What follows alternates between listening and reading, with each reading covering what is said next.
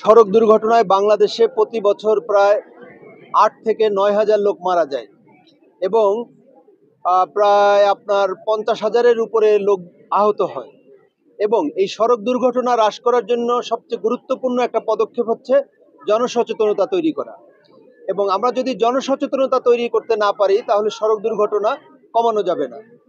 তাহলে আমাদের এই সড়ক দুর্ঘটনা কমানোর জন্য আমরা মনে করি যে দুইটা পদক্ষেপ গুরুত্বপূর্ণ। একটা হচ্ছে আইনের প্রয়োগ, আর একটা হচ্ছে সচেতনতা সৃষ্টি করা। এবং এই সচেতনতা সৃষ্টি করতে হবে আমাদের ছাত্রছাত্রীদের মধ্য থেকে। আমরা হাইওয়ে পুলিশ রংপুর রিজিয়ন সারা রংপুর বিভাগেই বিভিন্ন শিক্ষা প্রতিষ্ঠানে যাচ্ছি।